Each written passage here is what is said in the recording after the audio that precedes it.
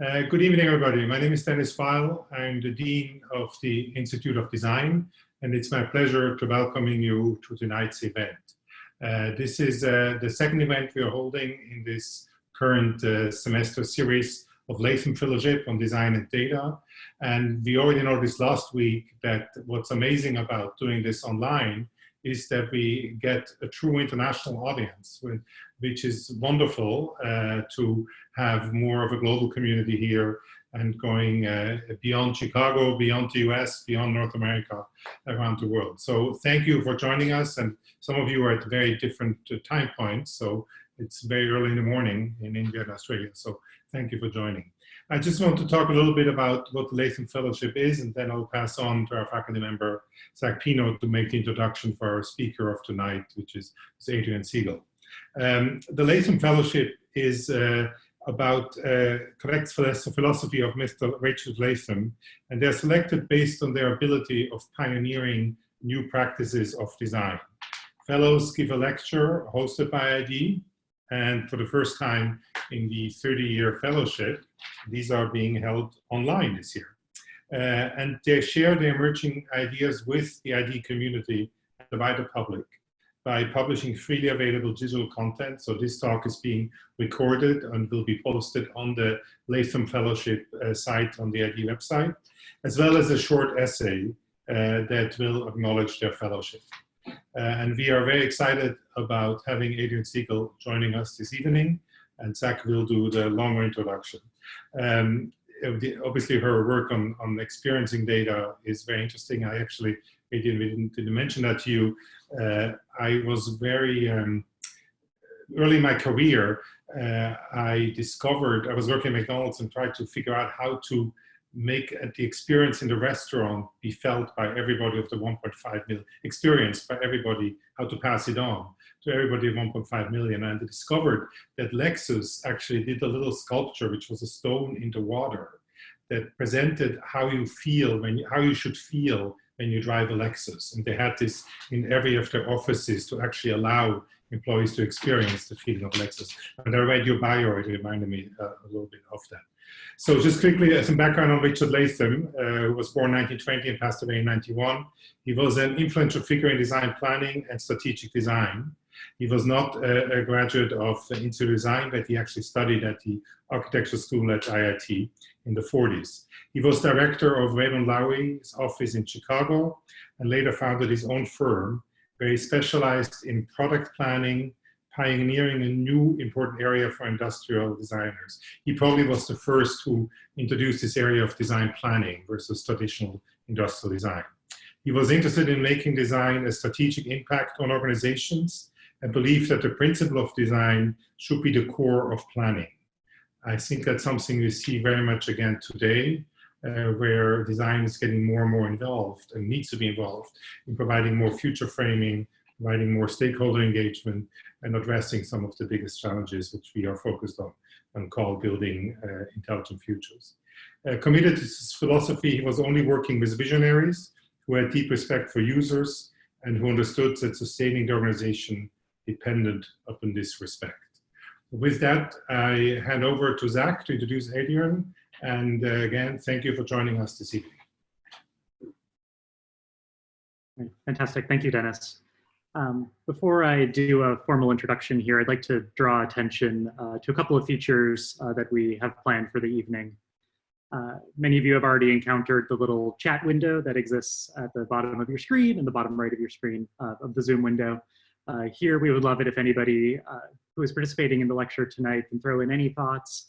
Let us know what you're considering as Adrien is showing her work tonight. And we also have a little button that says Q&A. Inside of that window, if there's anything you would like Adrien and myself to chat about after the presentation has concluded, that's a great spot to drop in your thoughts. Kristen and I will be monitoring and trying to get ahead of those and keep them organized. So please participate, please let us know what you're thinking. Also wanted to share that this entire presentation is going to be recorded, so there will be plenty of opportunity to review any of the materials that you find interesting. So, guess I can do my introduction here. Oh, wow, 136 people, fantastic. All right, so like Dennis said, my name is Zach Pino. I'm a faculty member here at the Institute of Design, where I teach here at the Institute of Design in our distributed world. I teach a diversity of courses in media and animation, data visualization and modeling, interaction design, product design, digital fabrication, generative design, many, many topics. And throughout all these courses, there's one artist whose work so often shows up as an extraordinary, powerful, and aspirational examples of how data, design, and expression can all be synthesized and collided into brand new, extraordinarily powerful archetypes. And Adrien.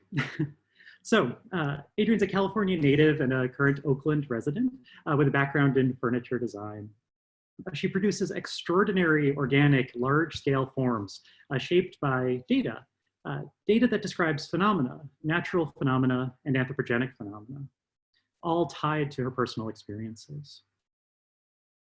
Sculpted by hand, machine, and digital fabrication tools, the data sculptures surprise, awe, delight, encourage new contemplations, emotions unmatched and often unexpected of data visualization. And indeed, Adrien's work is so much more than data visualization. It defies easy categorization. Art, sculpture, design, scientific communication, statistical analysis, poetry, public persuasion, data journalism, environmental activism, craft, all of these are labels that have been applied to her work. Many of these works feature the human impact on the natural world and crystallize in rigid materiality, the increasingly fraught relationship betwixt the two. The work is reflective of so many powerful contrasts. It's expressive yet data-driven, sculpted by hand and also by machine, crafted with computational precision and in natural materiality, legible and mystifying, educational and provocative. I can't wait to hear more about how Adrien manages these tensions and contrasts in her work and how she finds inspiration in combining data and design together. So with that, I'm so excited and honored to introduce Adrien Segal, an artist whose work has been so inspirational to me and so many members of our ID community. So thank you for coming, Adrien. We'll check back in after the presentation. Thanks for having me. I'll go ahead and share screen just to get started. And I need to be enabled to share screen. Sorry, one sec. That's okay. Yeah, I was so bummed not to be able to come to Chicago in person, but we're all doing the best we can considering the circumstances, and I'm so pleased that so many people from all over the world were able and willing to make the time to join. So I hope you enjoy what I've put together. Can you do it now? Yeah, there we go. All right, can everyone see that? Great. So my talk is titled Form Follows Data, and I'm gonna just start by walking through a few pieces that I've made, some older work, but mainly so I can show the entirety of the process, how I start with data and go through many, many steps to get to a sculpture, such as the one you can see here, which is based on the Molalla River as its path has meandered over time in Oregon. Let's see. All right, so these are some, this image is a map created in 1944 by a wonderful cartographer named Harold Fisk. And this was a data visualization that really inspired this entire project. And I found these, I'm not sure how long ago, but I ended up doing a residency in Oregon, and I brought those graphics, that beautiful cartography, to the USGS Oregon Water Science Center in Portland and asked them if they had anything similar to that. So sometimes in my work, I'll end up working directly with the scientists who collect the data, but I personally don't ever collect my own data. In this case, the scientists were able to provide me these LiDAR maps, and I chose a very particular section of the Molalla River that seemed like it had a lot of movement and flow. You can see here it's 15 years of data being represented. My process will then go through a lot of iteration and prototyping. So at this point, I know what the data kind of looks like, but I'm not actually applying those literal paths to, in a very analytic way, to the form. I'm trying to just figure out what types of forms could come out of this process and figuring out what types of materials will work. In this case, I ended up very specifically taking those maps, interpolating the in-between years that were not represented in the data to connect them into a fluid form, and I sliced them back up into indexable flat surfaces so that I can stack them and carve them into a three-dimensional form. And you'll see I do often work that way because it's nice to be able to index things in flat surfaces. You can see on the left here is a computer-controlled router cutting out some of the parts of this piece. It's cutting it out of plywood. And on the right are some of the process of gluing up all of the forms to make a solid piece. And here is some of the process of carving and the form that emerges as you remove the extra material and make a fluid organic surface. I have a time-lapse video of me in my shop making a much larger version of this. That was a commission for a lobby, just so you can see kind of the carving process, safety equipment, and I really enjoy the process of carving, mainly because it's embodied. I'm no longer thinking analytically about what I'm making, and it's really more of a meditative process of shaping and carving, not unlike how rivers shape landscapes over time. So this part of the process is very enjoyable for me. And then you can see here is an example of the finished form that comes out of it. There was a flood on this particular section of the river that caused that extra arm to form that you see from the three-sided view. So sometimes my work ends up starting from a very personal experience in natural landscape. This is a site off the coast of San Francisco that used to be the former site of the Sutro bathhouses, which were built in 1896. And at the time, they were the largest indoor swimming pool. They were very popular and, you know, lost popularity over time, but these pools were all saltwater and the recirculation was controlled by the tides. So I thought this was a really profound effect on me as a person in this site, noticing that these ruins were slowly being taken back by the tides when they had once been harnessed for recreational purposes. So the tides became this really profound kind of wondrous moment for me, and wondering how those tide cycles happen and what it looks like when you start to study and quantify them.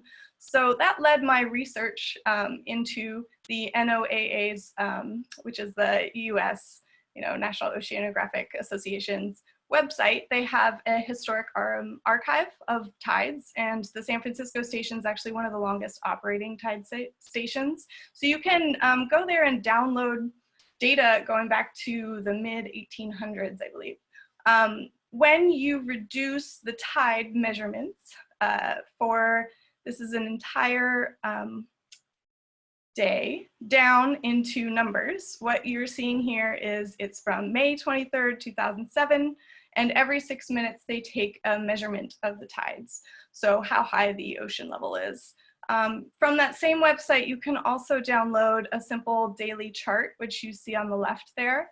And because the tides are reflective of the moon cycle, the tide cycle repeats every 29 days following a month.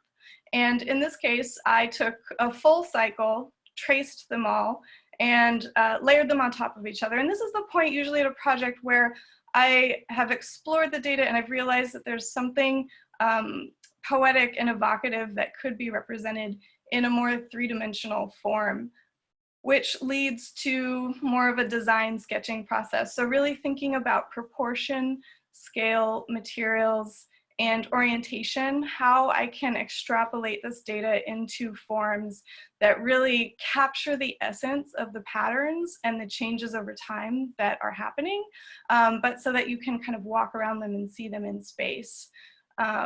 In this case, the material I ended up choosing was flat bar steel, which is both rigid and also flexible. So these I bend by hand. Each one has a custom, 1 day of tide data related to it.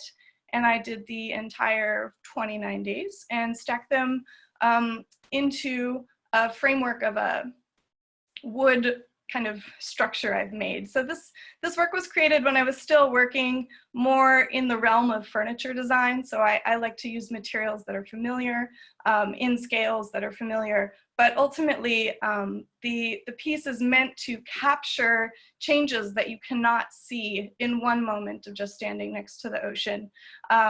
A few people have wondered about legibility in this, and I would say you've noticed I've removed all numbers and all relation to the analytic data itself.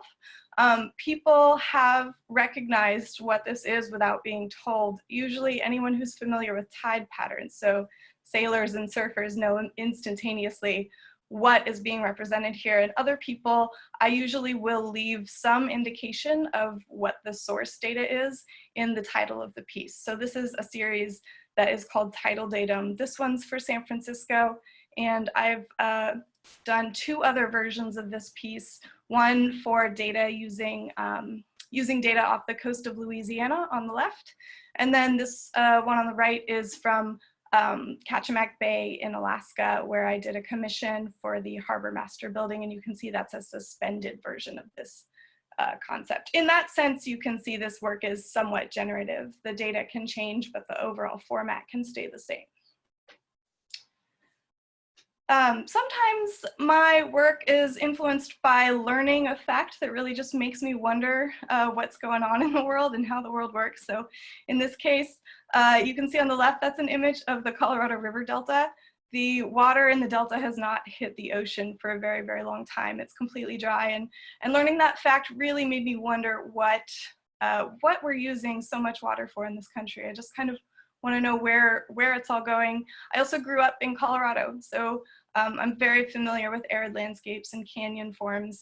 They're so powerful and beautiful, and that has had an influence in my work for sure. This research led me through to a USGS, another, circular that they've produced, a publication focusing fully on all of the water consumption for the entire United States. So you can see in the center of this graphic is actually a bar chart, and they've broken down water usage into 8 categories. And the 2 largest, just for reference, are the green area, which is for irrigation. 34% of all of the water in the United States goes for irrigation. And then the larger section is 48% for thermoelectric power.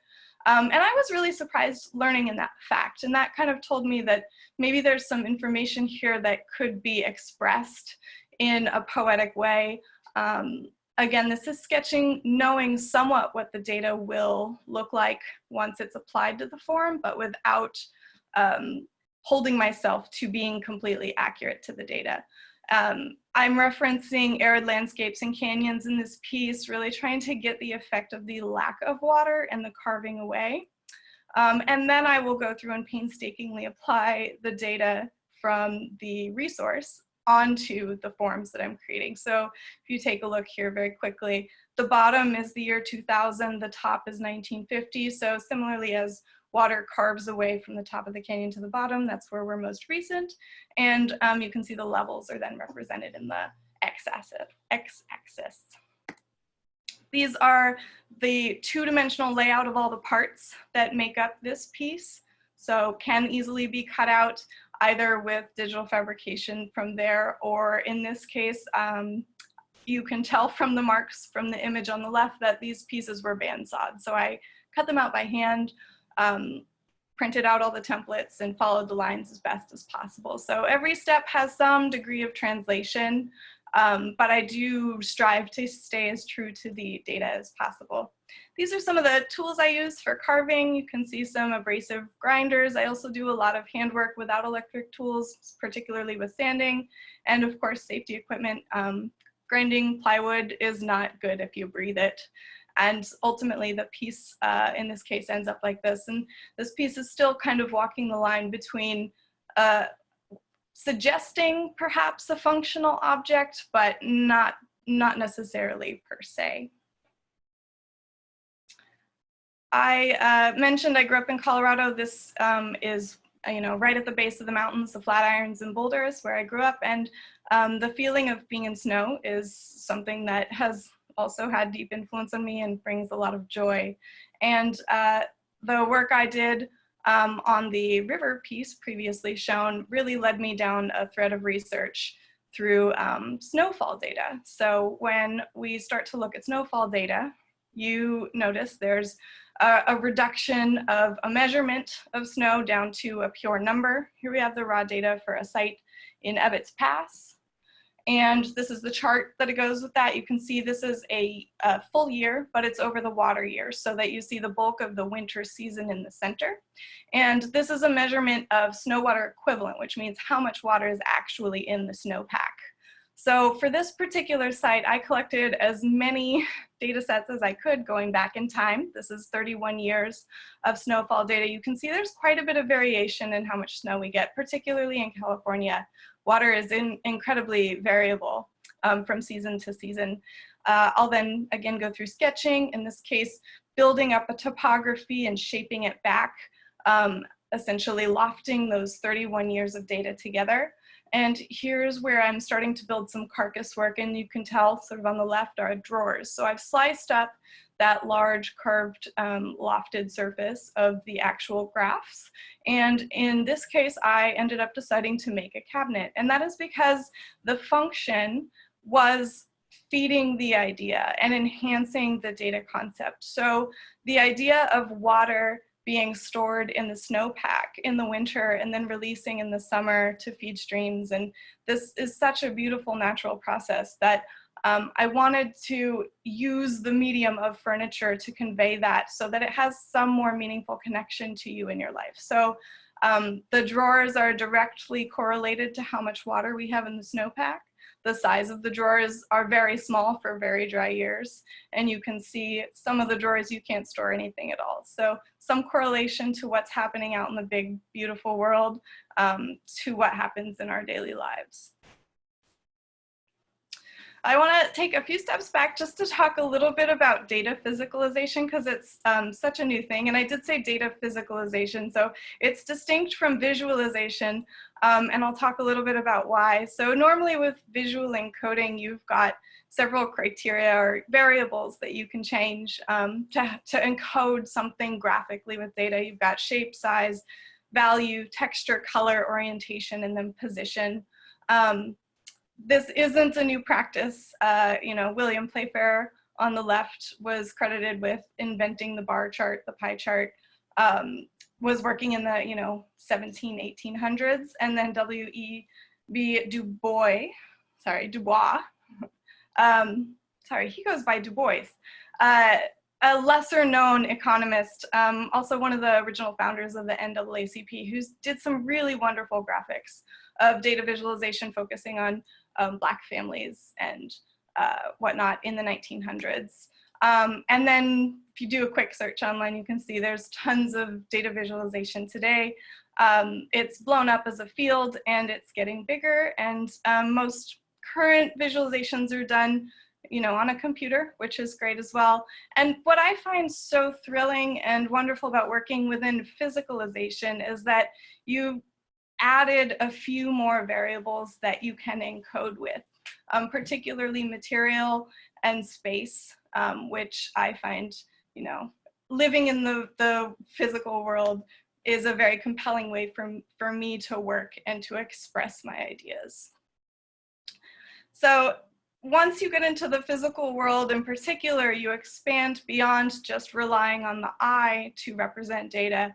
And I wanted to briefly touch on some other people who have been practitioners in data or, overlapping with data, who are working in other perceptions. So sonification, olfactory, which is smell, edibilization, also taste, and then physicalization is kind of at the other end of the spectrum. I have a quick video here. This is data that I had not collected, but archived from a trip I did recently on a ship, in which the ship was collecting the pitch and roll of the ship.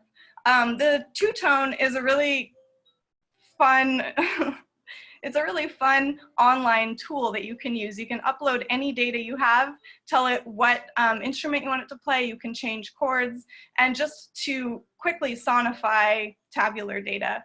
So anyone who's interested in just playing around with sonification, I'd definitely recommend checking out Two-Tone.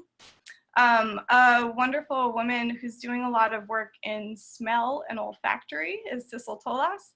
She's done a bunch of projects on smell as memory. She's been archiving smell. She has over 7,000 smells archived currently. And she's also done, I think, over 50 projects called these smellscapes. You can see on the far left, there's a perfume bottle.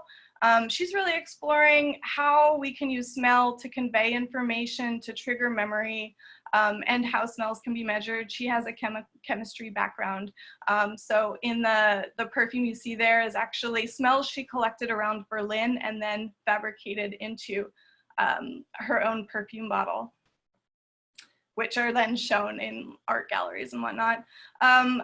Data Cuisine was a project that I'm not sure is still happening, but was quite interesting, and a number of people are working within edibilization, so translating data into recipes and different tastes in foods. So can food be a medium for data, and what does data taste like are some of the questions these researchers are looking into.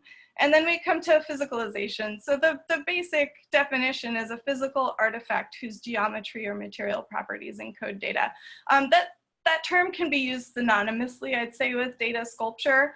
And this also, surprisingly, is not that new of a practice. I want to plug dataphys.org. There's two researchers in France who have done a really wonderful job archiving in chronological order every example they find of data being physicalized. And you can see in this quick snapshot, it dates back very far in time. For example, the Incan quipus, which were from 2600 BC, they're knots tied in material that were quantifying different things. So I'd recommend perusing their website and their archive if you're interested in seeing all the different examples of physicalizations. And it's definitely ramped up more recently. A lot of people are starting to work, niche. A lot of people are working within physicalization nowadays. So the reason that I am so interested in starting with data as a conceptual resource in my work is because I'm interested in how we transform data into information, how that happens, and then how information can become knowledge, because I just have an inquisitive mind and I want to know how things in the world are working.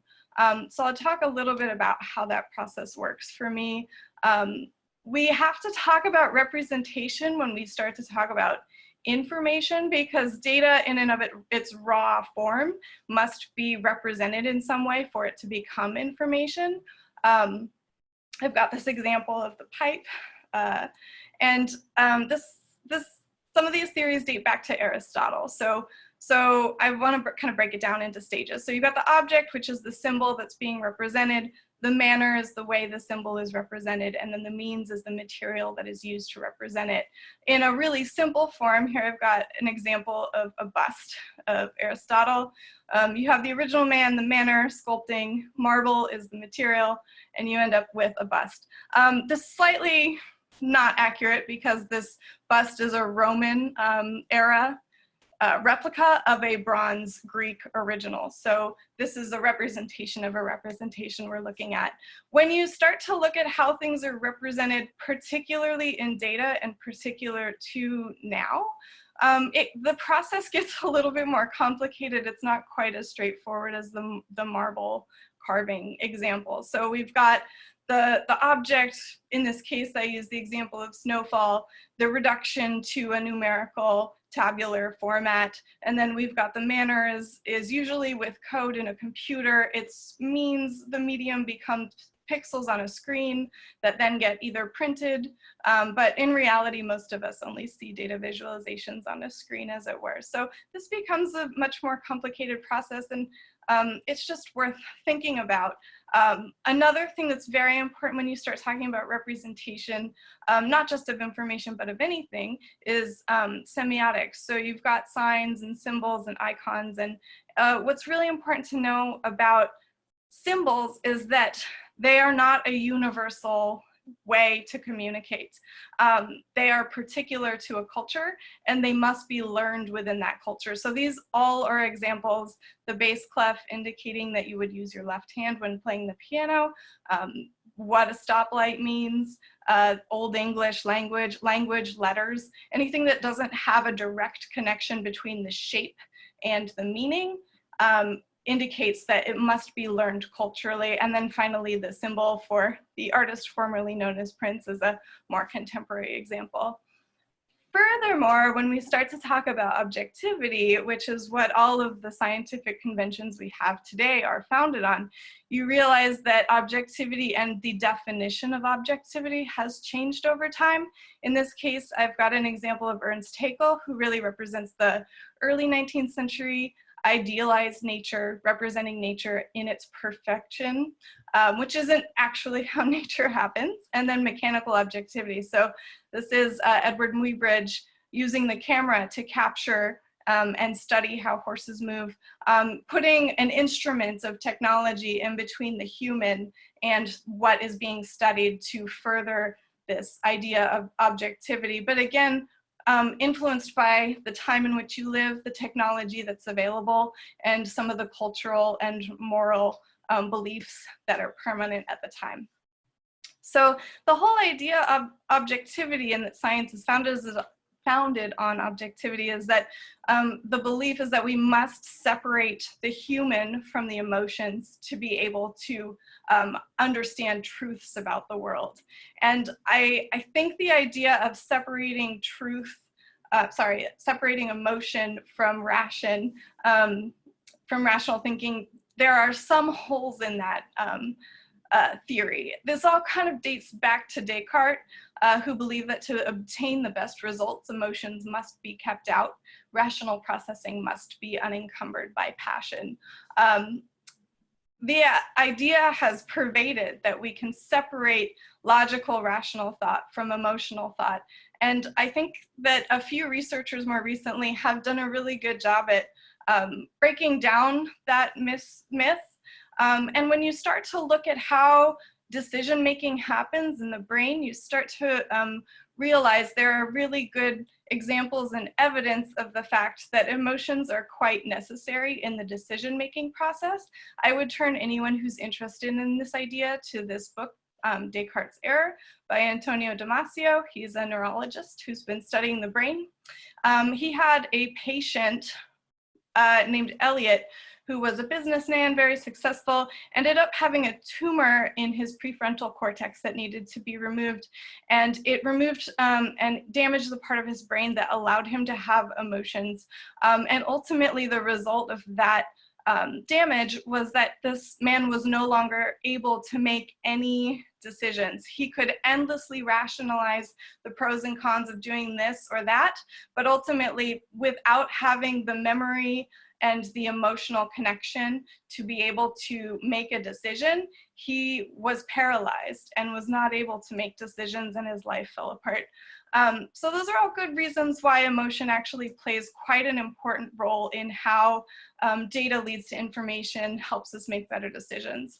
So right now we're living in this overload of information, and I'm really interested in how we refine and take that information and start to refine it towards something towards knowledge. If you look at the definition of knowledge, just to lay down the basics, a familiarity, awareness, or understanding acquired through experience or education by perceiving, discovering, or learning. So I think the key word here is experience. And for those of you interested in this, I would turn you towards this wonderful book by John Dewey called Art as Experience. He was a philosopher. So experience is very meaningful in people's lives. And in this book, he really proposes this idea that when we think of art, we tend to think of objects. And he thinks this is a mistake, and that the actual part of this that is art is the connection between the doing, so the person who is enacting or making the art, and those perceiving and encountering the object after the fact. So the experience of doing and the experience of undergoing, where it connects, is where we find an artwork. So this has been backed up by other researchers, stop thinking about artworks as objects and start thinking about them as triggers for experience. So I know that in terms of data, there's a lot of concern about legibility and staying true to the accuracy and making sure people understand exactly what they're supposed to get from a data set. I personally take a more artistic approach where I want to work within that ambiguity. I want the understanding to happen within the person, and rather than me telling what people they're supposed to get from seeing my work, I want them to respond and take their own intuitive experience to gain whatever knowledge they get from encountering my work. I had a really nice quote by Olafur Eliasson that I can't read because my notes aren't visible, but I'll try and butcher it for you. Olafur Eliasson had a really wonderful quote about how art isn't about the object itself, but it's about what happens inside of you when you encounter the work, which becomes a really reflective moment. So no longer are you wondering, what is that thing? You're starting to wonder, what am I looking at and how am I seeing that? How am I experiencing that? And it becomes much more of self-reflection than it is about the actual thing you're looking at. And I think that's a very valuable area to work within, and can have a lot of profound impact on people. And I'll close out my quotes with: the role of the artist is to ask questions, not to answer them. So that is where I sit very differently than someone who's a data analyst or a scientist. I am not setting out to answer specific questions. My practice is much more exploratory, and I want to draw attention to things that I care about, that I find compelling, and just start more dialogue and conversation about how we understand the world. I've broken out of materials. Most of my earlier work was done more in woodworking. You can see in carving, some metal work, and I want to show a couple projects quickly that have are examples that have broken away from more traditional materials. So this piece started with an experience I had in Alaska. This is myself at a glacial lake. That's the Gruink Glacier. I went up there for a residency a while ago and met with a scientist who provided these terminal moraine maps dating back to the 1800s, which I then translated into a form. So in this case, I'm taking those maps and trying to show how the glacier's perimeter has retreated over time by extrapolating time up in the z-axis. The form I made is a positive in this case, is carved plywood you can see here, and then it's got a silicone coating. And this is part of the casting process. So I didn't feel that a carved plywood sculpture would aptly express the idea of ice and glaciers. And I want the material to really enhance the data concept. So for this piece, I ended up going through the casting process, and it became an ephemeral sculpture. Oh boy, let's see if we can, looks like my video is not there. Hold on. I'm sorry, my video is not working, but if you go to my website on the Gruink Glacier piece, there is a short time-lapse video. I cast the piece in ice and then photographed it as it melted throughout the day, and it captures the disappearing effect that happens. This next piece was also inspired by glaciers and my time in Alaska, but a little bit different. These are images of sea ice patterns as they're floating over the Arctic Ocean, which on the left is the original image and on the right is a digitized surface using a program called Rhino, which is used in CAD. This here is just a quick illustration of CAM processing, so taking this digitized surface based on the photograph and then programming a CNC router to carve the surface away from a material. And in this case, I had a residency at a glass casting facility, so I was able to learn and explore a new material and really explore a material that I was trying to get the effect of depth of ocean and some of the scientific principles that are really important in terms of sea ice and sea ice coverage in the Arctic. This next series has been much more current for me. This one is all about wildfires, which aside from Australia, have also been a very big issue more recently in California. Here's a satellite image of a firestorm event, I believe in 2017. These fires are having more impact more recently.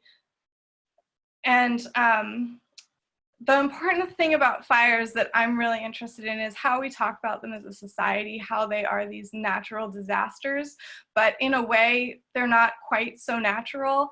Up to 90% of wildfires are actually started by humans, either through leaving a campfire, cigarettes. In this case, the spark from a hammer started one of the largest fires that happened last year. And the effect of this, particularly in 2018 after the campfire, was profound, and people were deeply affected by this. San Francisco had the worst air quality, I think, in the world for the time that the fire was burning. We were told not to go outside, to find places that had recirculated air or HVAC systems, and to wear N95 masks. So not exactly what's happening right now, but it's not undissimilar. The reason I'm questioning the term natural disaster as well is that so many of the lives lost and houses burned and the destruction that happened in people's lives doesn't acknowledge the fact that fires are a natural part of forest ecology, and it's been happening long before humans were here, and that we're slowly encroaching more and more in these natural spaces where it doesn't exactly add up. Furthermore, these aren't disasters for nature. A lot of natural places rely on fire as a regular part of the clearing process. And in some cases, even some plants and trees rely on the burning for the seeds to be able to seed the next season. So I want to play within that area of how do we talk about wildfires in society, and whose perspective are we thinking about them from.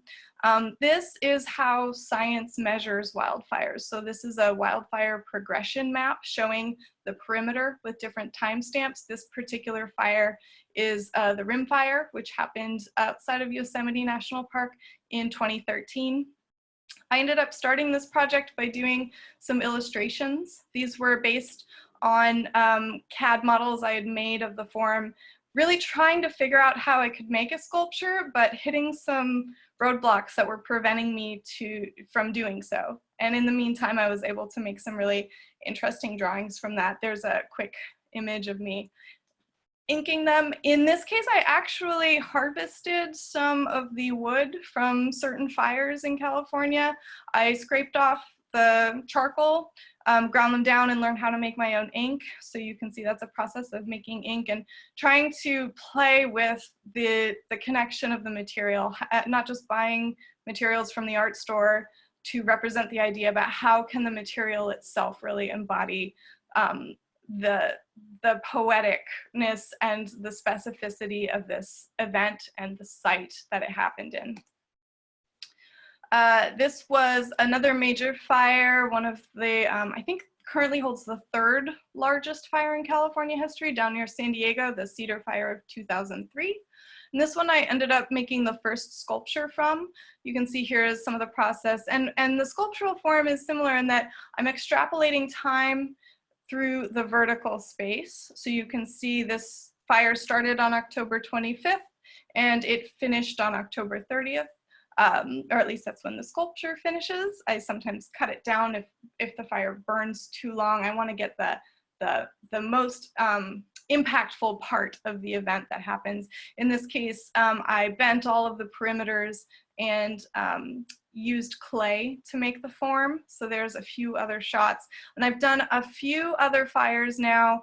This is a growing series. I'll probably be working on this for a while. And these have most recently been cast in bronze. Currently, these pieces, along with the next one, this one's from the campfire from 2018, are on view at the National Academy of Sciences. Unfortunately, the show was shut down due to COVID, but they're up and available, and I'm hoping to document them at some point to get a better representation out there. I want to talk briefly about a couple other sculptural explorations before I go into kind of how you can start on your own if you wanted to try data physicalization in your own practice. But I've had a couple projects that have been interesting in the sense that the projects didn't start with the data themselves. This project showing here is a site of an office building that I was approached to do a commission for. And I had an idea of using water rights data in California, which is a very complicated and contentious system of managing water for a piece. And this client was agnostic and really encouraged me to use whatever data set I wanted to. So this was a great opportunity for me to bite that off. In this case, you can see some renderings of what I was working with. There's different design limitations when you're doing a site-specific piece. There was a weight limitation. It needed to be a certain size, couldn't hit anybody's head. You could see there's some stairways going below it. I ended up compiling 1,072 permitted water users data from a database in California. In this case, representing them as ball chain suspended from the ceiling. The color of the ball chain indicates what type of entity has the right to use that water. And then the length of the chain indicates how much water that entity is allowed to use. So this isn't meant to be read literally. It's meant to be an immersive installation as you walk around it. It spans 3 floors. You can see here in this very short video, you can walk all the way around it. You're not really supposed to be able to touch it, but it's supposed to really engage the entire space. And this is in an office building in downtown San Francisco.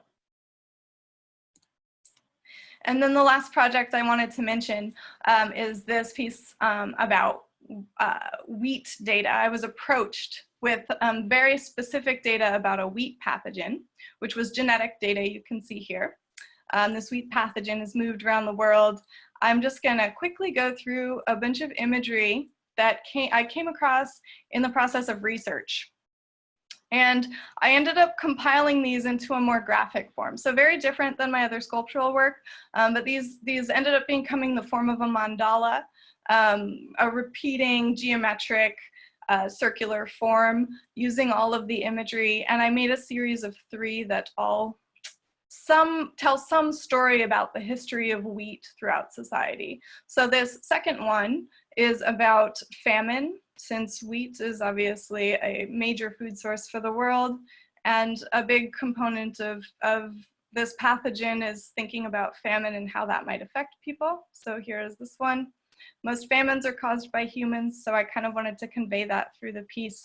And then the final piece, I'll do a brief story just to leave it on a positive note. This piece is called A Year Without a Summer. It started in 1915 when a huge volcano erupted and caused worldwide effects in the climate, including a temperature anomaly in Europe. So that's why it was called the Year Without a Summer.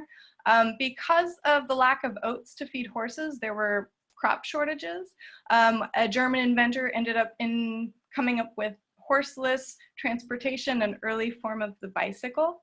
And then on the right here, you see Mary Shelley. She was vacationing at Lake Geneva and ended up writing Frankenstein that summer because the weather was so terrible outside, they ended up staying in. So here's a detail of these pieces. They are not physical sculptures, they're more graphic narrative, but they are printed on acrylic and they're shown in a gallery together on a wall typically, and here they are all together. So the last section I just want to go through is if there was a question about how you can start to do this yourself if you wanted to try data physicalization. So the first piece of advice I have is from John Cage, who is a very interesting experimental musician, no longer alive, but he tells us that not knowing where to begin is a common form of paralysis. So his advice is to just begin anywhere. And that means you don't have to start at the beginning. So just trying something and letting the process take you to wherever you need to go is a great way to start. Not worrying about whether or not you have the right skills. For my students that I teach information design, I like to start with this project based on Dear Data. It's a great book and project that Georgia Lupi and Stephanie Posovic did, where they wrote postcards back and forth to each other that were just quickly drawn data visualizations. They tracked their own data 1 week, every week for an entire year. So here's just a quick visualization of a week of complaints. And then on the back, they did how it was encoded so that whoever received the postcard could read it. And that's a great project just to get people started if you have zero data experience. My second piece of advice is to draw all the time. So drawing is really a nonverbal thinking process. It helps me develop from a two-dimensional idea to a three-dimensional idea. And the more you do it, the better you get at it. And really is an essential part of just thinking through ideas before really getting into the material part. When you do get into materials, start with simple materials, simple data sets, and simple processes. So literally, you could be using cardboard, cutting it out by hand, stacking it up. That can be a great way to iterate ideas. I've used cut paper, you can use thread, whatever easily accessible materials you can get your hands on are super helpful. And here is an example of using ink as a gradation. You can also do that stuff in an analog or digital process, right? You can use Photoshop to apply gradations. So quick iterations and lots of prototyping. You can see this is an image of some of the models I made of that very second piece I showed, the tide charts. They evolve as they go. They're not pretty, they're not supposed to be. It's about thinking through how you can make them better and refine them. So start with the skills you have. If you're really a whiz at data, you can start off with cardboard and approach it from there. If you are a master glass blower, start with the data side and work your way up. You'll gain new skills as you go. Examples of other people have been doing like very simple processes too. Natalie Miebach does basket weaving. Lori Fisk literally cuts pieces of wood and paints them by hand. And those are both data-based works. There's a group called the Tempestry Project who are hand knitting climate data. So technology is not required to get started. It can be a helpful step, but don't let it stop you. My final piece of advice is not to look at other design for inspiration, but really to just draw from your own experiences.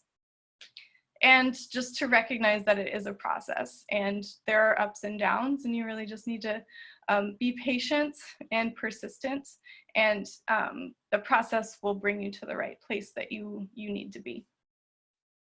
So thank you all for coming. I guess I went a little bit long, but we definitely have time for questions. And if there are any questions that don't get answered, I encourage you to reach out to me at any of these email, web, whatever. Yeah, I welcome your questions. Yeah, thanks.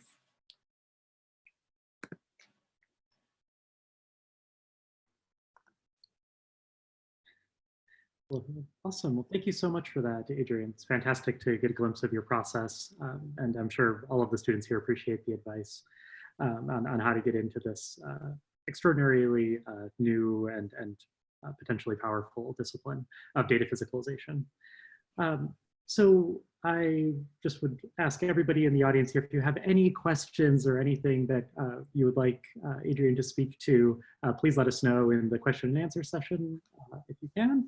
We have a bunch of questions that were submitted in advance of getting started tonight. So we'll start with those, but please, please feel free to add additional questions, seek clarification, whatever we can do. So Adrien, you brought up so many extraordinary topics through your work and through the presentation. It's really hard to know where to start here. I'd love to start, let's see, so just to kind of continue this line of thought that you ended the presentation with on how to get into this, new discipline. There was a question that entered into our system around how someone who's new to data visualization and physicalization should manage all of the different kinds of tasks and procedures and tools required. You spoke to an extraordinary diversity of steps in your process. I was curious if you could perhaps offer how we can maybe consider a balance amongst all of those competing requirements and dependencies. Yeah, I would say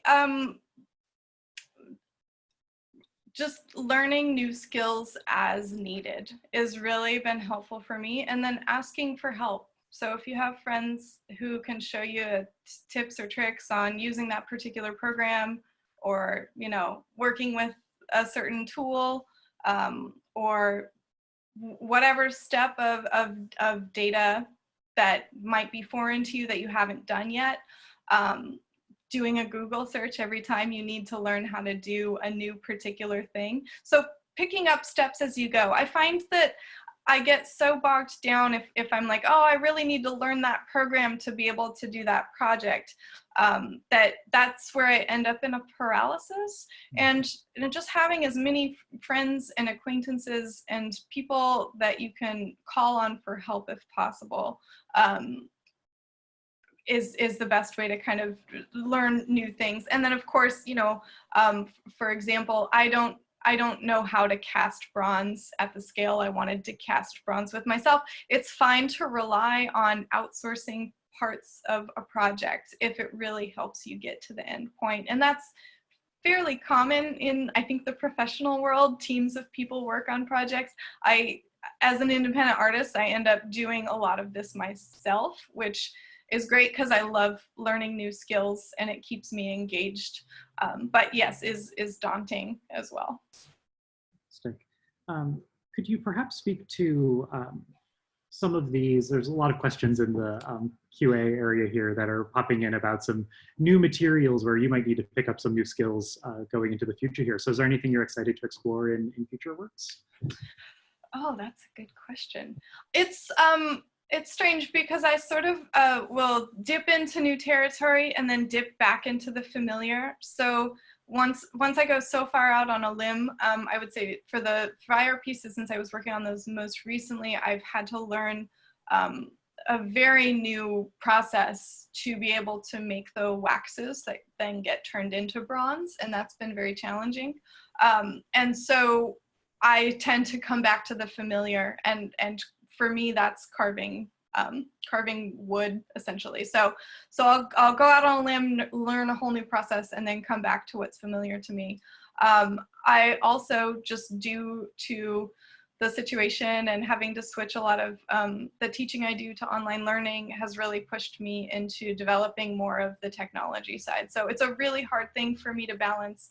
I want to be in the studio, but I need to use this program to be able to do the thing that represents the data I'm working with right now. So the back and forth between that. So this past few weeks, I've been learning a bit more Grasshopper, which is a plugin for Rhino that is a visual scripting tool that really helps if you're trying to work with data and parametric design, for example. So that's been a new tool that I've been really learning. And then also trying to develop curriculum around that so I can help teach other people how to design their own practice using, Grasshopper, scanning, photogrammetry, whatever stage can help them realize the idea they have.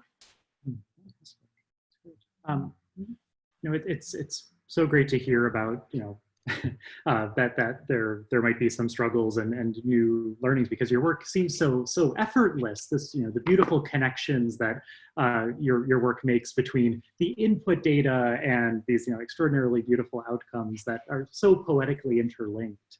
I think that's something that we'd love. I'm sure our whole community would love to hear how you go about kind of making that bridge between input and output.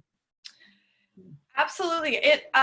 It's funny because when you present work, you need to put it in an order that seems chronological so that it makes sense to people who are watching your process. But the reality of it is, it very rarely happens in that order. And sometimes there's big gaps in time between coming up with an idea and actually getting to the stage of doing a prototype or actually finishing the thing. So some projects, there's a year in between the idea and the realization. So that's an important part of it. And also, it's not always so clean cut. sometimes you'll have an idea that you didn't realize was really stemming from some experience you had. So for example, the tides piece, I don't think I really put together exactly where that influence came from until I was already researching tide patterns. There was a whole nother flow of ideas that came in between going to the site at the Sutro Baths and actually making the piece. So it's never really in order. You never know where your next idea or inspiration is going to come from. And I really love that part of the process. It's not you're setting out to do this thing and then you just achieve what you set out to do. I feel like if you take that approach, you end up making very boring work because you didn't allow the process to shape what comes out of the process. And that's a very important part, I think, of any creative practice. So trying something, letting it naturally flow to the next step, letting it direct you off the path you thought it might take you on. You'll end up not where you expected, but I'd say like in the right place. Mm-hmm. Absolutely. And that, I think a word that whenever I'm talking about your work, as I mentioned, it shows up in my slide decks all the time, is the work seems emergent, right? That there's how could it be any other way? Especially in the Growing Glacier piece, right? Like, oh, why not make the thing out of the thing it represents? I'm curious, is that something you are striving for, or is it itself emergent? Is it something that just kind of happens in your process? I think it does happen along the way in some cases. And I do really think because material is so important to me and I love the tactile quality and the ephemeral quality, particularly of that piece of ice, like you don't want to be too obvious, like, yeah, glacier ice sculpture, but I do want to use any means possible to support and enhance the concept and the idea. So if the piece is about this melting and this phenomena that is being lost, I want to utilize that in the outcome of the piece if I can. And for that piece in particular, people are like, is that art? It's an ice sculpture. You can't buy that. And that's okay as well. I think that it's fun to play around with what the outcome might be. And it's very rare that I'll be like, I'm gonna make a sculpture about this and it's gonna look like that. Usually it starts with the data. The data drives every decision I make along the way. And I end up with something unexpected, and that's perhaps how I ended up with an ice sculpture in that case. The photo of me at the glacier was me collecting water from the glacier so that I could then cast the actual water from the glacier back into ice, which I think I haven't yet done. I still have the glacier water in my garage, but I will do at some point. Great. So the Glacier Project really points towards an audience interaction with the work that exists across time. And you mentioned in your presentation how important thinking about expression as experience creation is. So I'm noticing a common theme throughout some of the questions that the audience is curious about is have you considered interactive works, potentially digitally interactive works? Is that something you're potentially exploring in the future? I have considered having a digital component to go along with the work or to enhance the work, but ultimately it would never be the end all be all for me, I don't think. And that's because I'm such a physical person and I love physical material. It's difficult because the reality of the society we live in now is that most people will only ever see my work online. So even though it is a physical sculpture, you're only ever going to see a photograph of it on a screen. And I can do my best job making the shadows look super cool and really enhancing the form and making you imagine what it would be to look around it. But ultimately, the number of people that will actually be able to make it to a show to see my work is fairly small. For those people, it's awesome because I think they do get to have that physical interaction. So I could see it being an alternative to help showcase the work in another way or to add on to the work. So for the last piece I showed, the wheat mandalas, I had thought about doing AR so that you could, hold up an iPad and see the source imagery so that there's a really direct connection to what is that image, what is the background behind that image. I've also considered having like a book that has each image in it so that you can see where the source imagery came from and what it means so that it helps support that narrative. I want people to engage as much as possible with whatever element they're responding to in the work. So if they're responding to the physical piece, walk around it. If they're like, what does that mean? Give them a book that they can then learn more about so that people can connect across all of those bridged areas.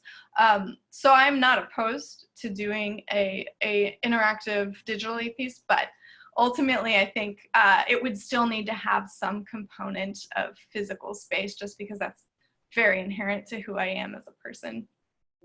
And the way I like to work. I want to spend my day half at the shop, half working, on a computer. I don't want to spend all my time on a computer.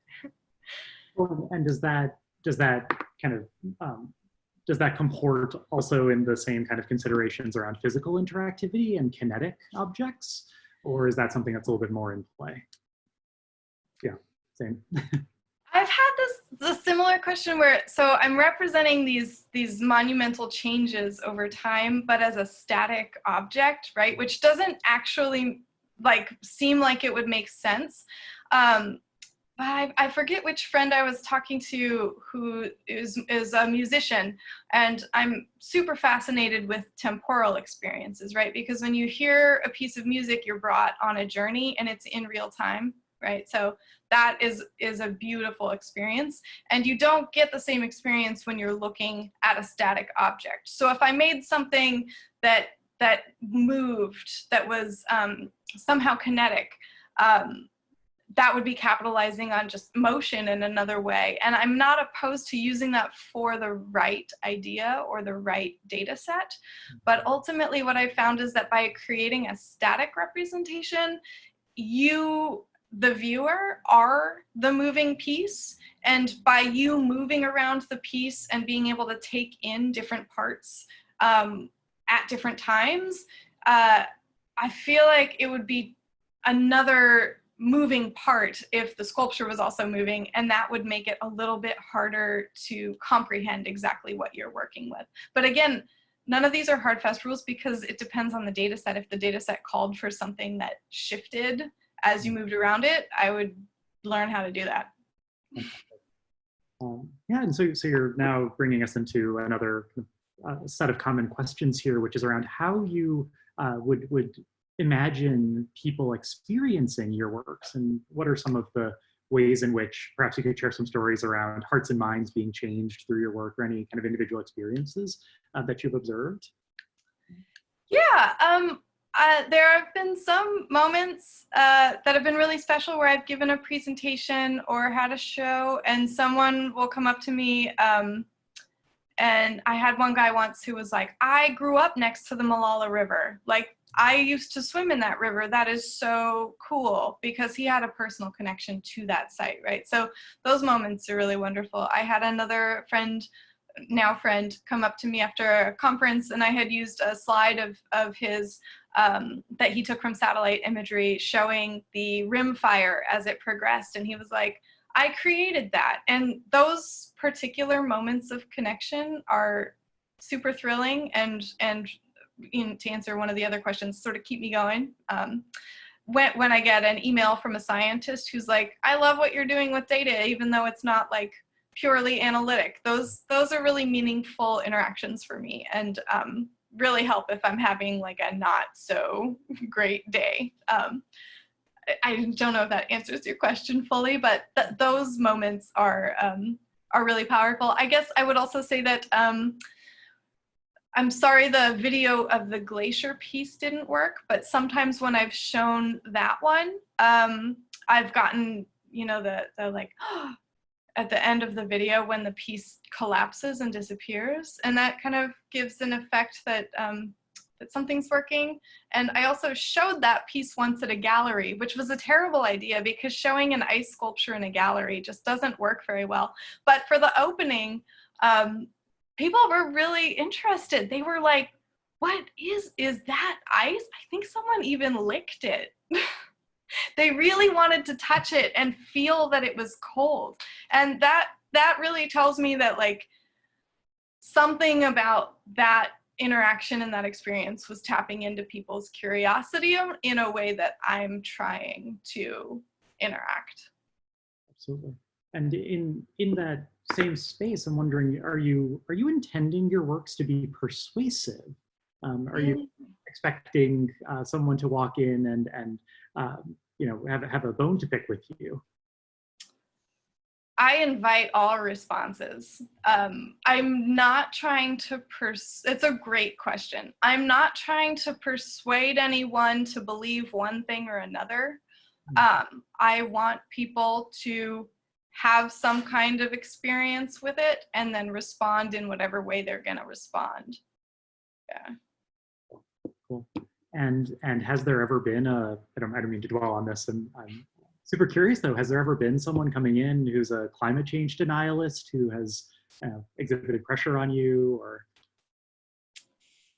No, but I would be so interested if that happened to see what I would say, because there's nothing overtly like climate change or environmental activist about my work. In fact, I kind of avoid using terminology like that because I find it polarizing. So even though some people have called my work environmental work, or it often is described in terms of climate change, and that's definitely a huge factor that's happening in the world that's being observed through this data.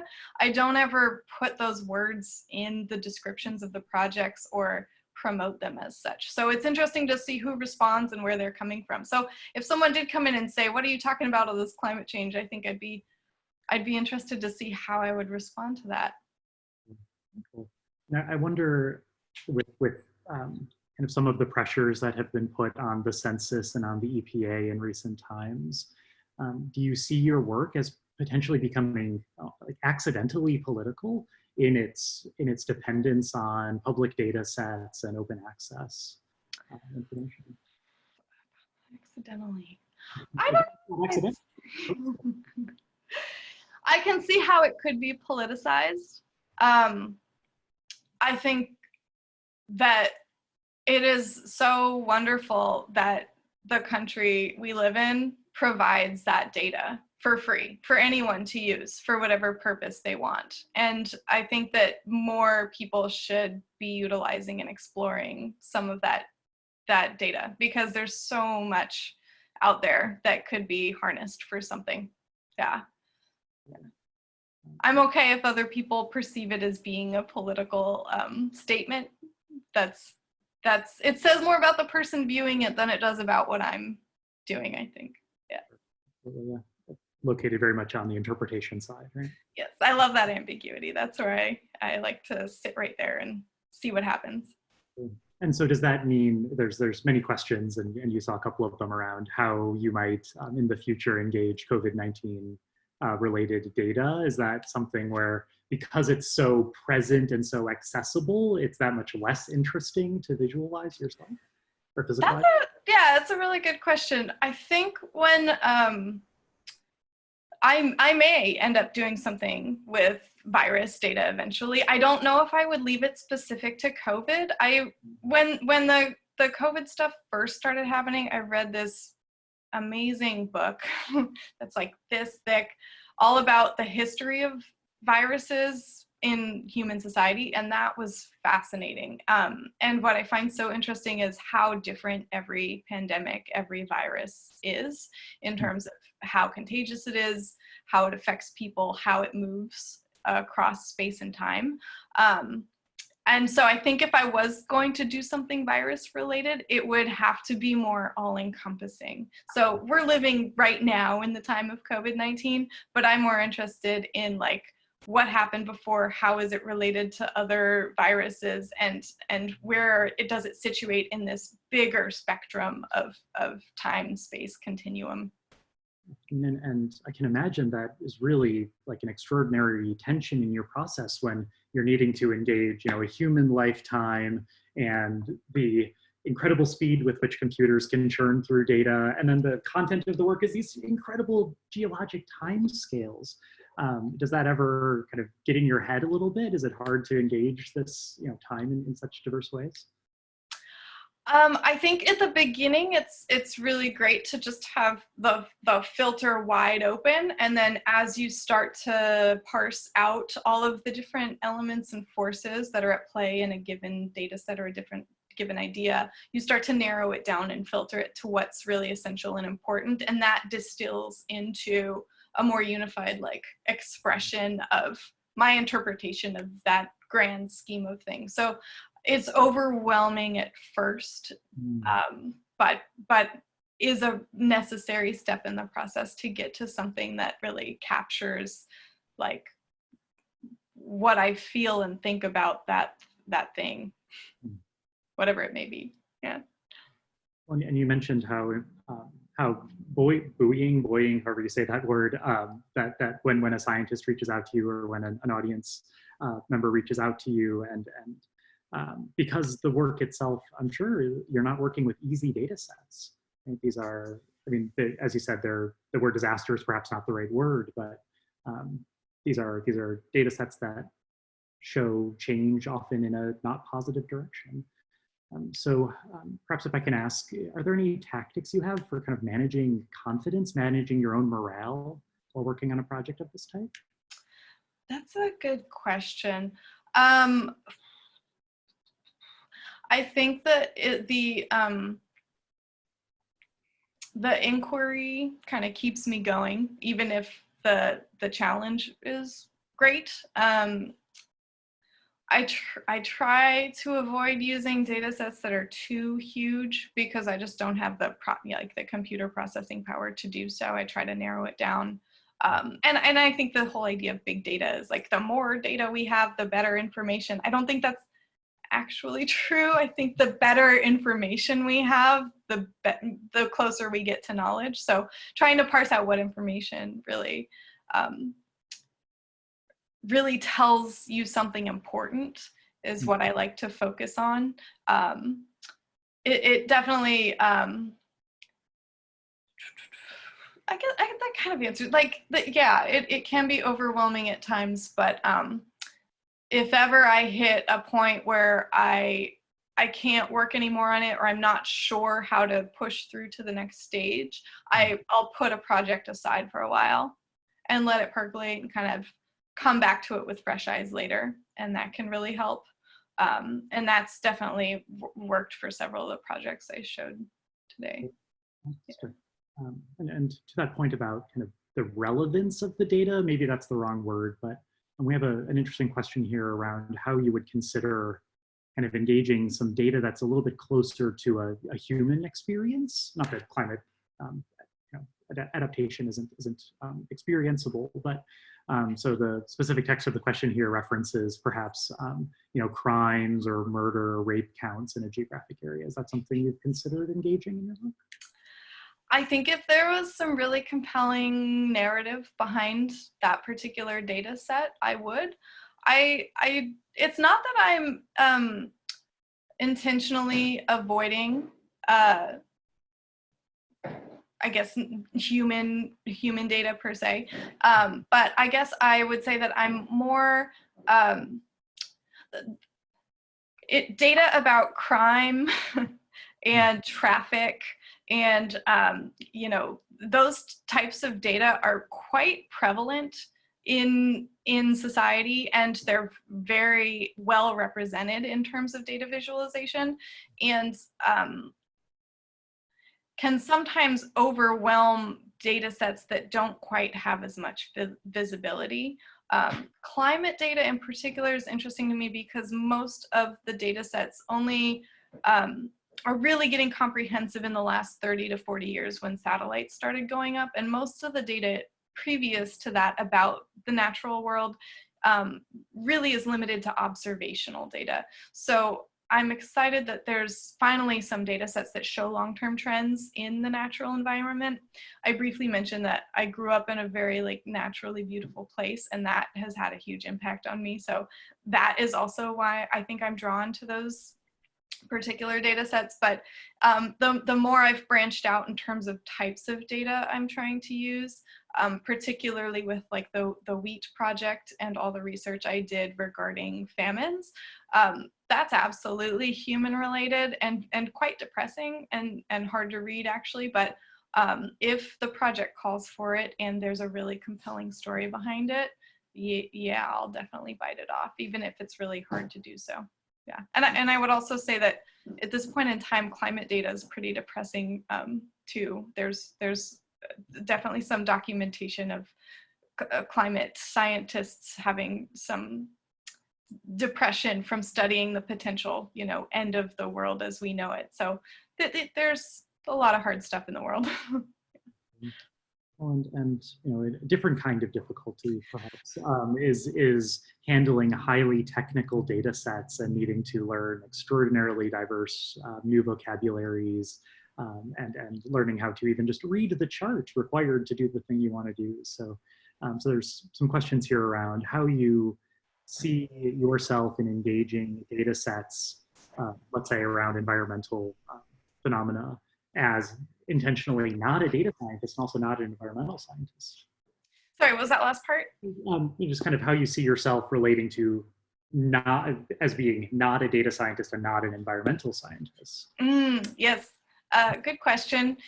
That's why I like the artist role, because I get to design projects around whatever my interests are, and I get to learn about new things all the time. And so I'm not claiming to be an expert in science or in environmentalism.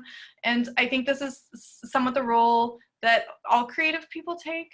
They're really looking at society and at culture and the time and place in which we live, and trying to make sense of what is happening around us from as many disciplines as possible. So in some ways, I've intentionally not become an expert in any one field. I guess the closest field I'd say I'm an expert in is really sculpture and particularly woodworking, but branching out from that quite a bit because I love to dabble.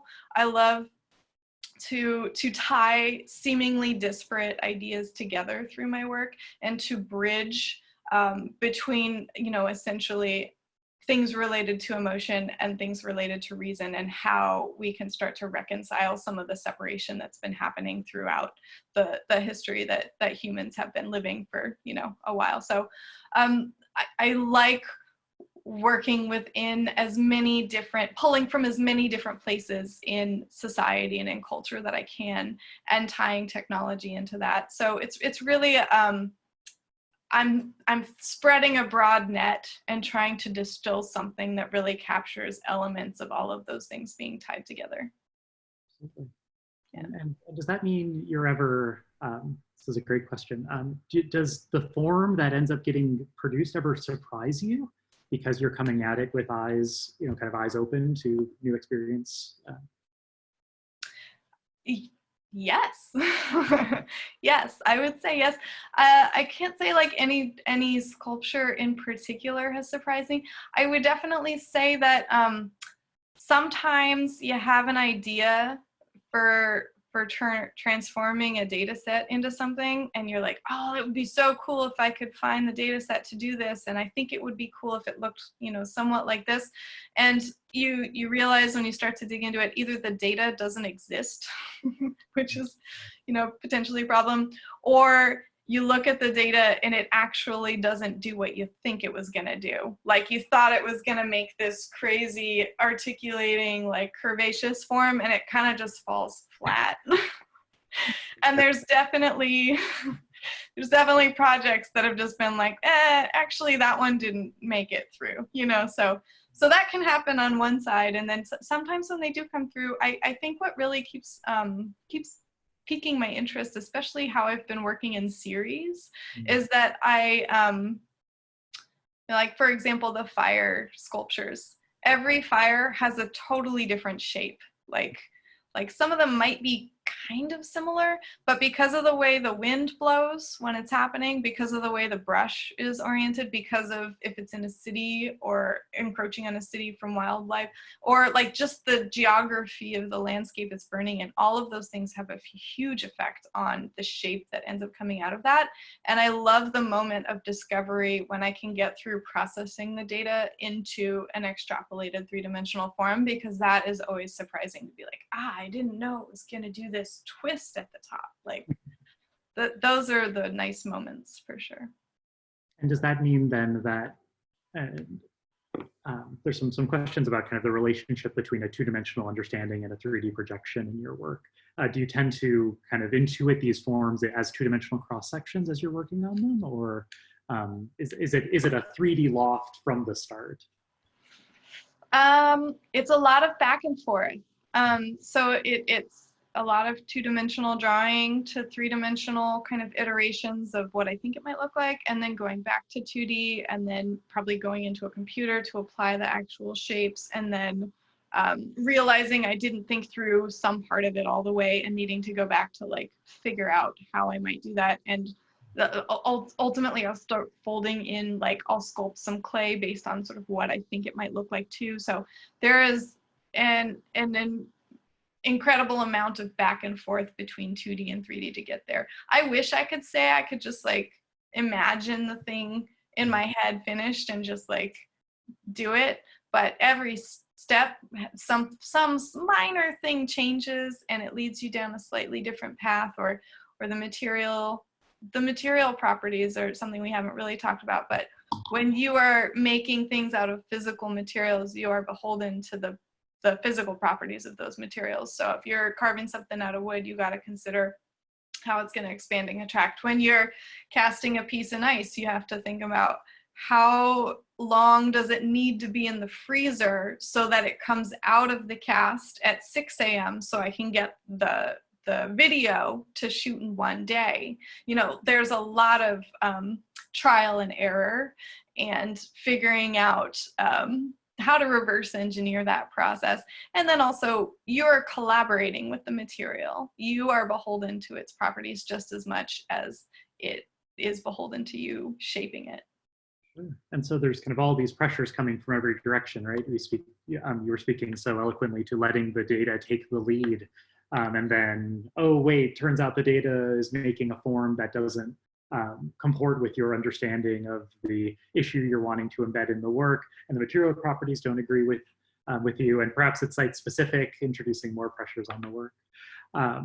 Is that do you think that kind of all of these different, the work that emerges from these compromises, does it reflect the compromise, or do you feel like you're able to maintain kind of your authorial integrity throughout?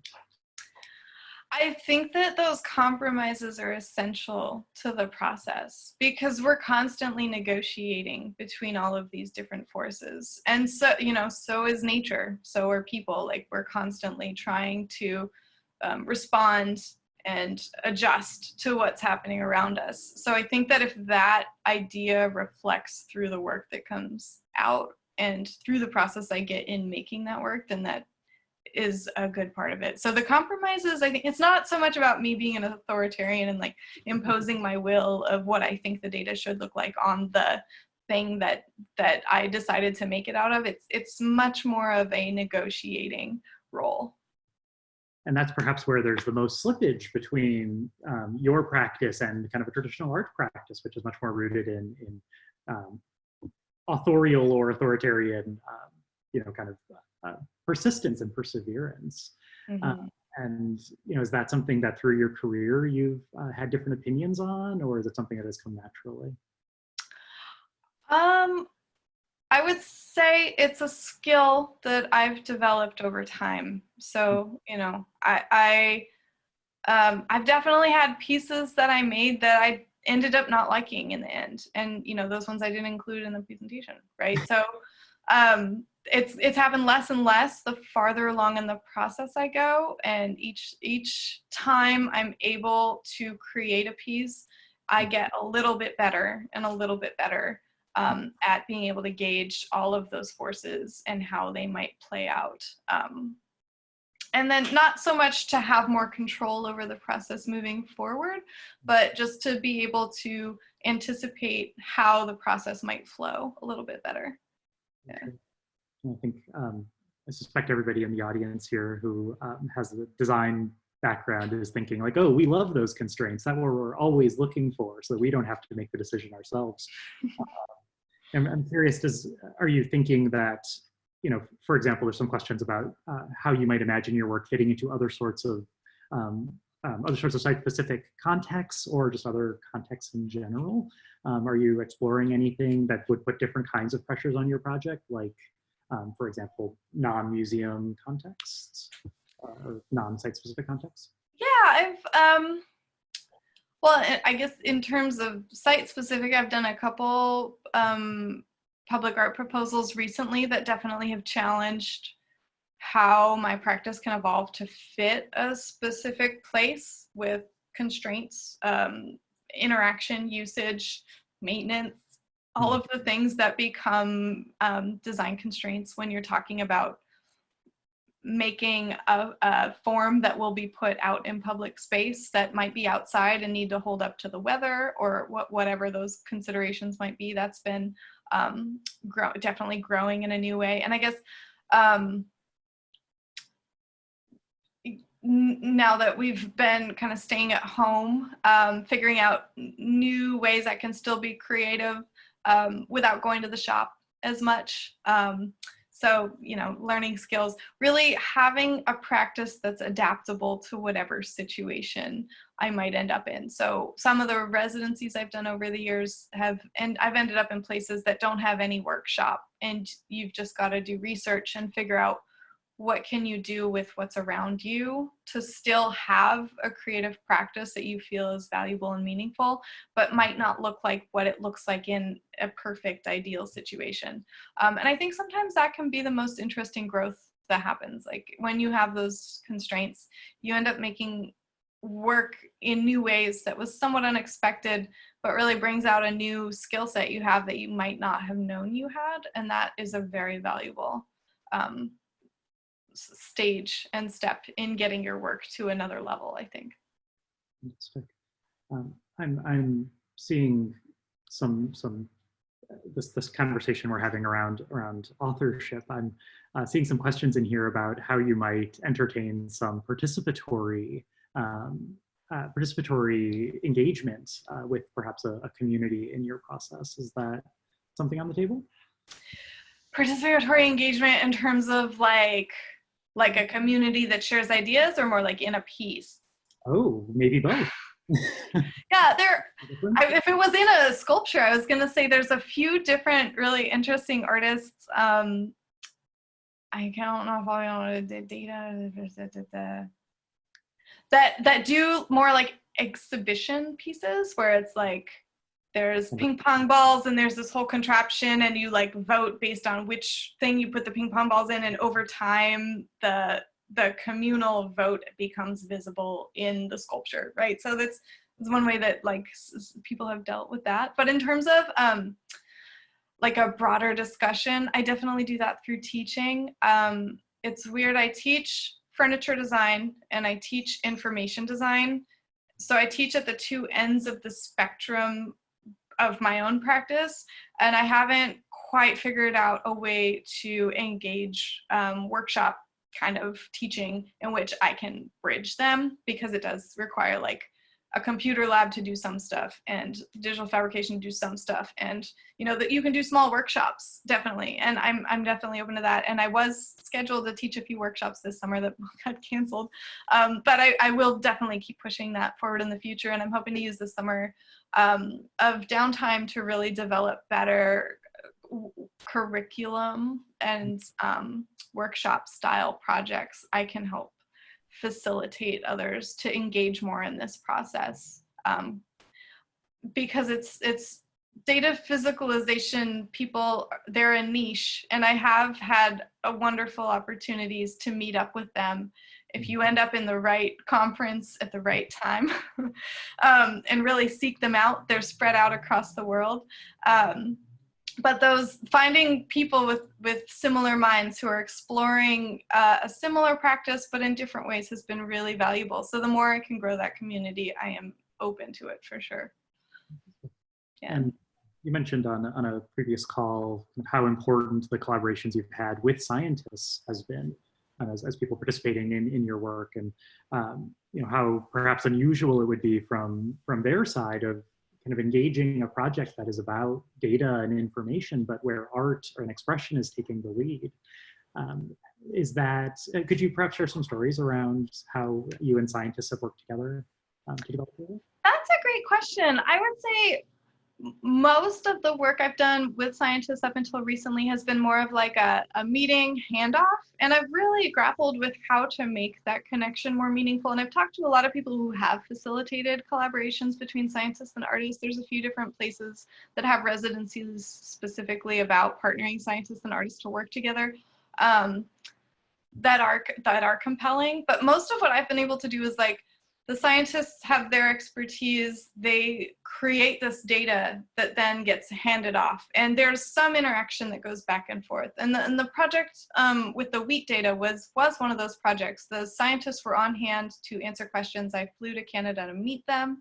They gave a presentation on the research they're doing. They showed us their labs, really taught us a lot about what their research was. And then the artists, there was 5 other artists invited to engage in the wheat data project to come up with their own visualizations of that work. And that was really, really wonderful. I had a really wonderful conversation with one of the scientists in that case who at one point was just like, we're the same, we have the same process, we just have different outcomes. Because there is a lot of reflection. There's similar processes between what scientists are doing and how they explore a methodology and let it sort of drive the next step or the next question they ask. But ultimately they're trying to find, you know, the right strain of wheat that can be pathogen resistant. They're not just trying to like ask questions. So there's a very different outcome coming there. I more recently did a residency with the Schmidt Ocean Institute where I went on a scientific research vessel off the coast of Fiji in November, December, right?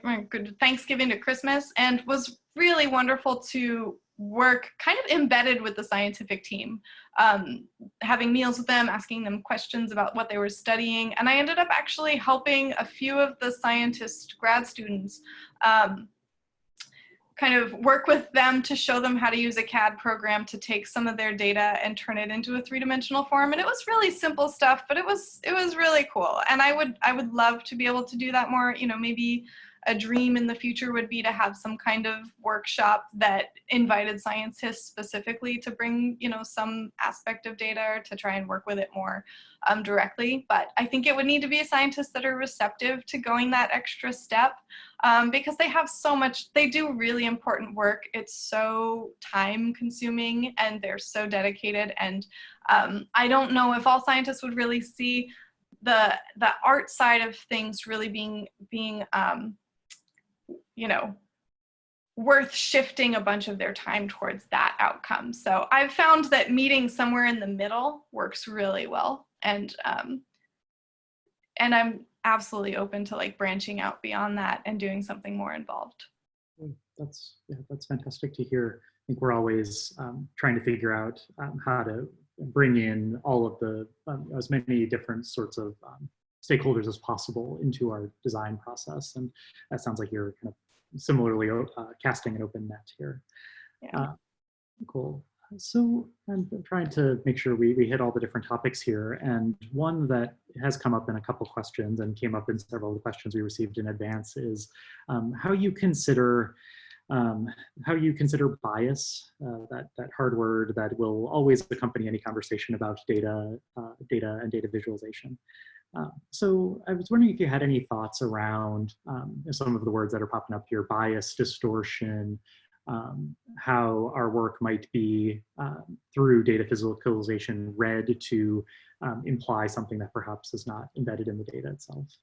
Yeah, I mean, I think misleading and false data visualizations are out there and they're pretty prolific. And I have a talk I've given that included a lot more on the bias side of things, mainly in talking about things like the data is sort of the beginning, but who decides what data is collected is a really big factor in that. And then, you know, within science, there's pretty big bias in terms of just who is represented in the scientific field, primarily male, and, you know, there's not a lot of diversity, and those are all big issues in terms of how we approach science as a cultural practice. So those things are all kind of on the front end of before data is even collected. Who is funding scientific research is another big issue of like, okay, where does this misleading, or whose interests are at play here? And I've definitely talked to scientists who are like, you can't get data on that because no one's paying us to collect it. Like, even though it's really important to know how this river moves over time, people are paying us to count how many fish there are because there's an industry behind it, right? So there's a lot of different forces at play just in what terms of like what data is collected. So those are big issues that I don't feel I personally have any influence over.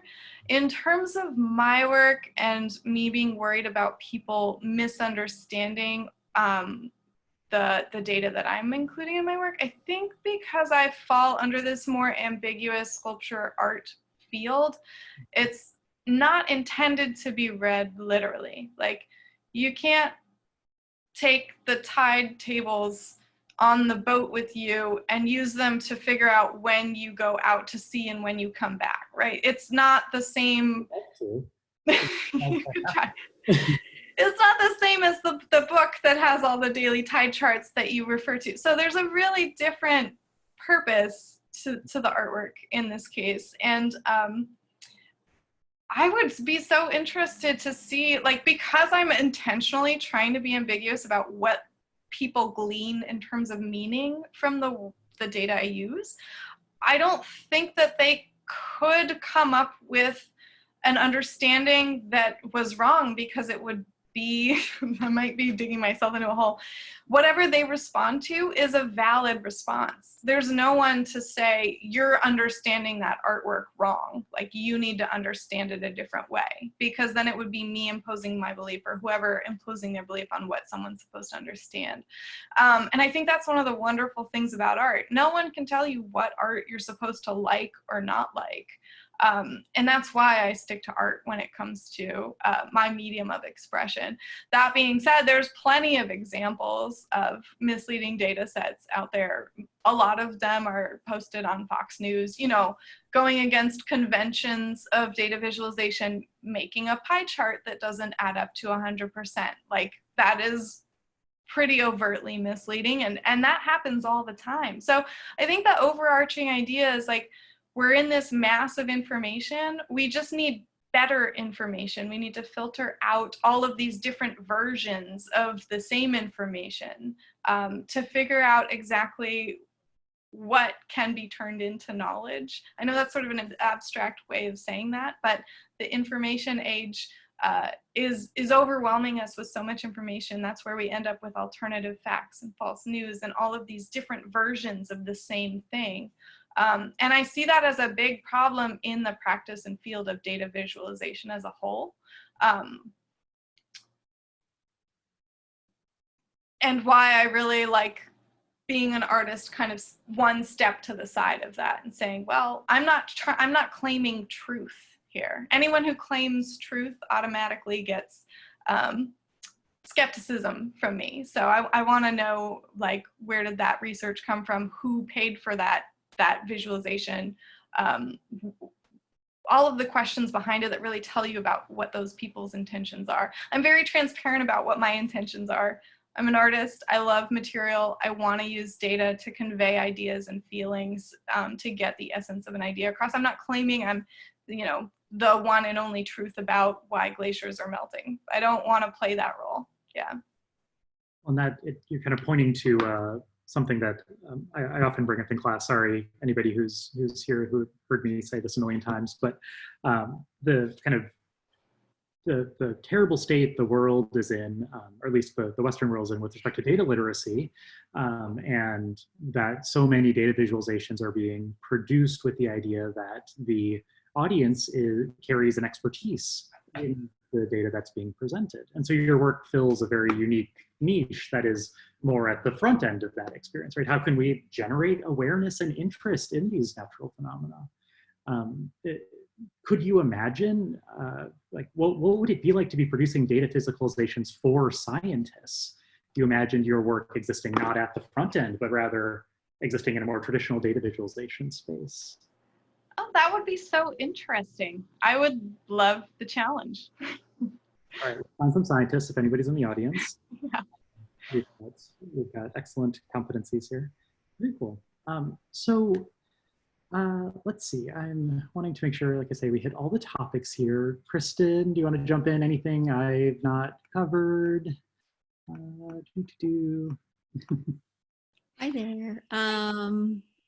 I think we covered a lot of it. I mean, I think some of the questions, we might not have hit specifically certain things, but we talked about how you've, been inspired, what you've been inspired by,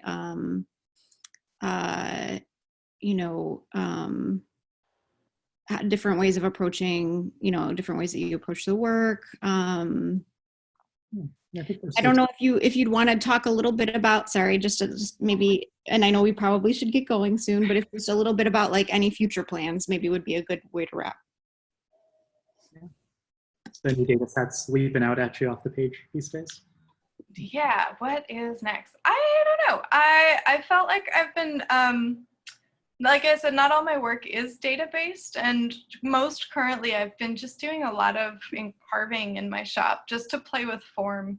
And then again, learning the basics of Grasshopper to help me visualize certain things that are very challenging to do without computer assistance. And those two things I think ultimately may not seem related, but will coalesce at some point. And that can be really helpful to see. I think I'll be teaching again in the fall, and that always kind of brings up new research and new ideas to kind of help facilitate the learning of other students on their own path in terms of data and in design concepts. And for me personally, yeah, I don't have any specific data sets on the horizon of what I really want to work with next. I'm going to keep doing more of the fire sculptures when I'm hoping to build up sort of 5 or 6 of those, just to kind of show all of the different ways that fires can move and change form. And ultimately, like the COVID stay-at-home thing has been kind of a shock in a lot of ways, and has really just been a time to stop for a minute and really rethink like where we're at and where we're going, and not knowing. I think I often occupy myself a lot with, oh, I'm going to go, to that conference and do that thing, and then I've got that workshop, and so there's always these things on the horizon that are coming in right now. Everything's quieted down, so it's been really nice in a way to stop for a moment and really reflect and be like, okay, where do I see this work going in 5 years? Where do I want to try and position like what work I make next? Do I want to learn a new technique or material? Do I want to try and hone it back and really perfect or gain more experience or depth in something I've done previously? What new data sets might be coming out, such as like the virus related ones, might be something worth jumping into next. So I'm kind of just taking a moment to take a deep breath and see where this practice might go next, wrapping up loose ends on other projects, and then starting a fresh kind of mind, I think, will be the next step. I don't know if that's not a very satisfying answer, I feel like. Some of our community members here have some recommendations that oh, great. if you would consider. So I think there's a couple of questions here that are perhaps more provocations about thinking through how your work could, rather than reflecting on existing data, be used to simulate hypothetical futures. And is that something that would be of interest, perhaps, getting into the projection? That sounds really fun. Those are some wildfires that could be if certain conditions were not met or were met. I don't know, something to think about.